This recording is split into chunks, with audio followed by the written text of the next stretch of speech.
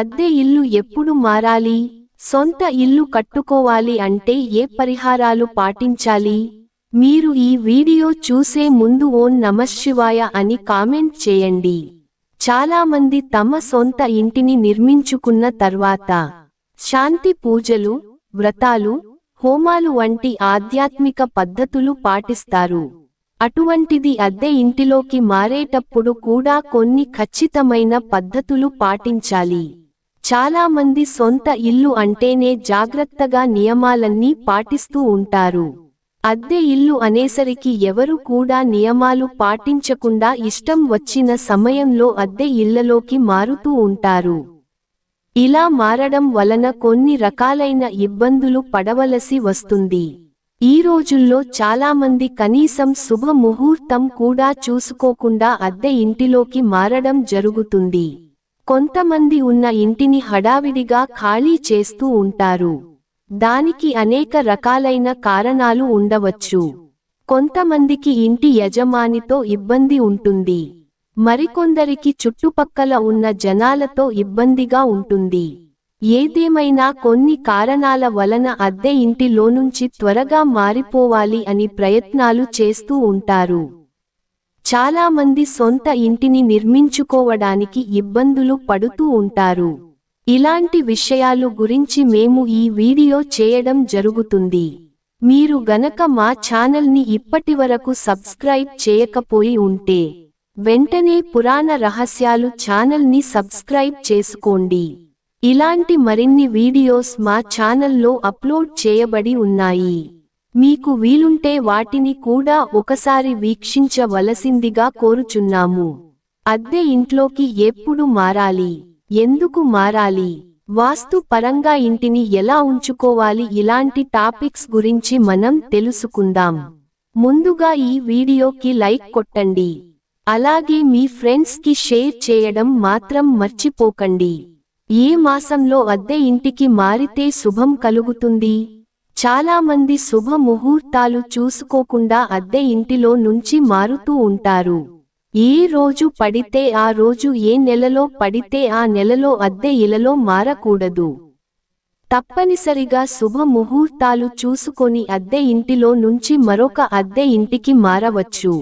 శ్రావణ మాసము, భాద్రపద మాసము, ఆషాఢ మాసము, ఈ 3 మాసాలలో అద్దె ఇంటిలో మార్పులు చేసుకున్నట్లయితే సత్ఫలితాలు లభిస్తాయి. అంతేకాకుండా ఆర్థిక పరంగా కూడా అభివృద్ధి చెందే అవకాశాలు ఉన్నాయి. ఏ రోజున అదే ఇంటికి మారాలి? శుభ ముహూర్తంతో పాటు ఏ రోజు మారాలి అనేది కూడా చాలా ముఖ్యమైన విషయము. శుక్రవారం రోజున అద్దె ఇల్లు మారడం ఉత్తమం. మొదటిగా పూజ చేసుకున్న తర్వాత మాత్రమే సామాన్లను తీసుకువెళ్లి సర్దుకోవాలి. ఎందుకనగా శుక్రవారం లక్ష్మీదేవికి ప్రీతికరమైన రోజు. అందువలన శుక్రవారం రోజున అద్దె ఇల్లు మారితే ఆర్థిక పరంగా కలిసి వస్తుంది. గురువారం మరియు బుధవారం రోజుల్లో కూడా అద్దె ఇల్లు మారవచ్చు. అయితే శుభముహూర్తాన్ని బట్టి ఏ వారం అనేది నిర్ణయించుకోవాలి. ఎట్టి పరిస్థితుల్లోనూ సోమ మరియు మంగళవారాలలో అద్దె ఇంటికి మారకూడదు. ఈ 2 రోజుల్లో అద్దె ఇంటికి మారడం వలన ఆర్థికపరమైన ఇబ్బందులు పడే అవకాశం ఉంది. శని, ఆదివారాలు అత్యవసరం అయితే తప్ప అద్దె ఇల్లు మారకూడదు. వాస్తు ప్రకారం అద్దె ఇల్లు ఎలా ఉండాలి? అద్దె ఇంటికి మారేటప్పుడు కేవలం శుభముహూర్తము ద్వారానే కాకుండా వాస్తు పరమైన విషయాలను కూడా పాటించాలి. అద్దె ఇల్లు వాస్తు పరంగా ఉంటేనే మన సొంత ఇంటిని నిర్మించుకోవడానికి కావలసిన ఆర్థిక వనరులు సమకూరుతాయి. అంతేకాని వాస్తు పరంగా లేని ఇళ్లలోకి వెళ్లి అనవసరంగా ఇబ్బంది పడవలసి వస్తుంది. వాస్తు పరంగా దోషాలు ఉన్నాయా లేదో అని ముందుగా సిద్ధాంతికి చూపించుకోవటం మంచిది. ఒకవేళ చూపించకుండా అద్దె ఇంట్లో గృహప్రవేశం చేసినట్లయితే 3 నెలల్లో మీకు వాస్తు దోషాలు ఉంటే నెగిటివ్ రిజల్ట్స్ రావడం జరుగుతుంది. అటువంటి సమయాల్లో ఆ ఇంటిని ఖాళీ చేసి వీలైనంత త్వరగా మరొక ఇంటికి మారవలసి ఉంటుంది. దక్షిణ ముఖముగా ప్రధాన ద్వారం ఉన్న ఇళ్లకు ఆర్థికంగా కలసి వస్తుంది. దాని ద్వారా మీరు మీ సొంత ఇంటిని నిర్మించుకునే అవకాశం ఏర్పడుతుంది. తూర్పు దిక్కున ఉన్న ఈ ఇంట్లో సాక్షాత్తు దేవదేవతలు తిరుగుతూ ఉంటారు అని వాస్తు శాస్త్రం చెబుతోంది. Power station, cell phone towers ఉన్న ఇళ్లలో అద్దెకు ఉండరాదు. ఇలాంటి ఇళ్లలో ఉండటం వలన అనారోగ్య సమస్యలతో పాటు కొన్ని నష్టాలు భరించవలసి ఉంటుంది. అన్నిటికన్నా అతి ముఖ్యమైన విషయము, దేవాలయాల నీడ పడే ఇళ్లలో అద్దెకు ఉండకూడదు. అనగా ధ్వజస్తంభం, గుడి గోపురం నీడ అద్దెకు ఉంటున్న ఇంటిపైన పడకూడదు. ఆర్థిక సమస్యలు అనుభవించేవారు ఇంటిలోని పూజా మందిరంలో శ్రీ యంత్రాన్ని పెట్టి పూజించాలి. ఇలా చేయటం వలన ఆర్థిక సమస్యలు తొలగిపోయి ఆర్థిక అభివృద్ధి పెరుగుతుంది.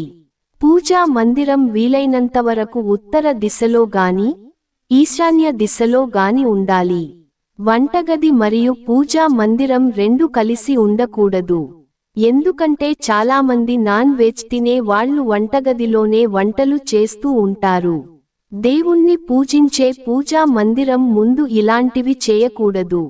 అందువలన పూజా మందిరం వంటగది వేరువేరుగా ఉండేలా చూసుకోవాలి. వీలైనంతవరకు పూజా మందిరం విడిగా ఉండటం చాలా మంచిది. సొంత ఇంటి కల నెరవేరాలంటే ఏం చేయాలి? చాలామందికి సొంత ఇంటిని నిర్మించుకోవాలని ఉంటుంది. అందులో ఎక్కువ శాతం ఆర్థిక ఇబ్బందులు వల్లనే సొంత ఇంటిని నిర్మించుకోలేకపోతుంటారు. మనం సొంత ఇంటిని నిర్మించుకోవాలి అంటే ఆర్థిక వనరులను వృద్ధి చేసుకోవాలి.